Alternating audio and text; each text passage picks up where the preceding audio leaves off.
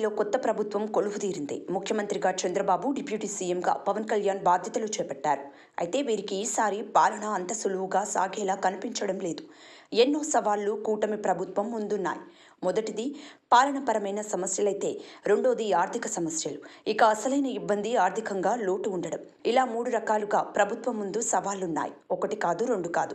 ఎన్నో సమస్యలు కూటమి ప్రభుత్వానికి స్వాగతం చెబుతున్నాయి. చంద్రబాబు, పవన్ చెబుతున్నట్లు రాష్ట్రం 30 ఏళ్లు వెనక్కు పోయిందని అంటున్నట్లు గాడిన పడేయడానికి ఈ టర్మ్ సరిపోకపోవచ్చు.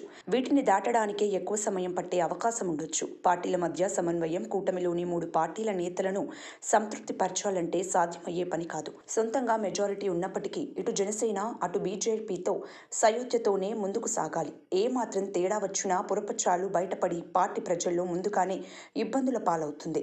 ముఖ్యంగా పదవుల పంపకం ఆయన ఎదుట పెద్ద సవాలే. మంత్రివర్గంలో చోటు కల్పించడం కత్తి మీద సామే అవుతుంది. అయినా ఏదోలా 3 పార్టీల నేతల్లో సామాజిక వర్గాల సమతూకం పాటించి దానిని అధిగమించారు. అయితే టీడీపీలో సీనియర్లు చాలా మంది గెలిచారు.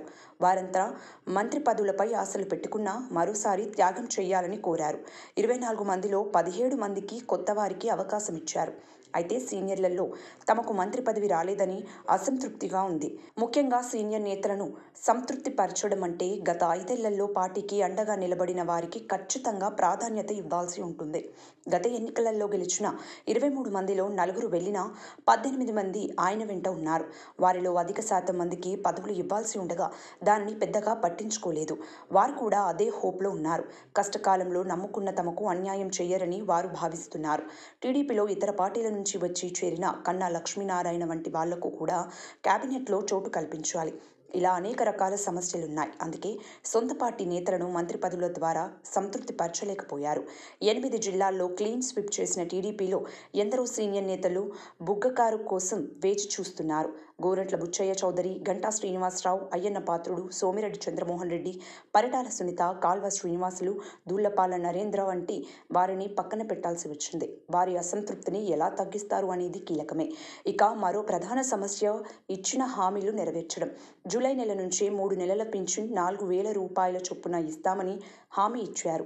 మే, జూన్ నెలకు కలిపి జూలై నెలలో ఒక్కొక్కరికి 7,000 రూపాయల పింఛన్ను చెల్లించాలి. ఇక 3 ఉచిత గ్యాస్ సిలిండర్లు, ఉచిత కరెంట్, మహిళలకు ఉచిత బస్సు ప్రయాణం వంటివి అసలే ఆర్థికంగా అంతంత మాత్రంగా ఉన్న రాష్ట్ర ఖజానాకు ఇది భారంగా మారనుండడంతో ఎలాంటి సందేహం లేదు.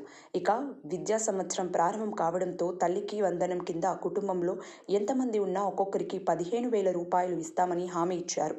సూపర్ 6 హామీలను అమలు చేయాలంటే లక్షల కోట్ల నిధులు అవసరం. అయితే కొద్దో గొప్పో కేంద్రంలో తమ మీద బీజేపీ ఆధారపడి ఉండడం, గుడ్డిలో మెల్ల అయిన కేంద్ర ప్రభుత్వం ఏ మేరకు సహకరిస్తుందన్నది చూడాల్సి ఉంది. మరి చంద్రబాబు, పవన్ వీటన్నిటిని ఎలా అధిగమిస్తారన్నది ఇప్పుడు ఆసక్తి రేపుతోంది. సబ్స్క్రైబ్ చేయండి. Please like, share and subscribe to top Telugu TV. Top Telugu TV.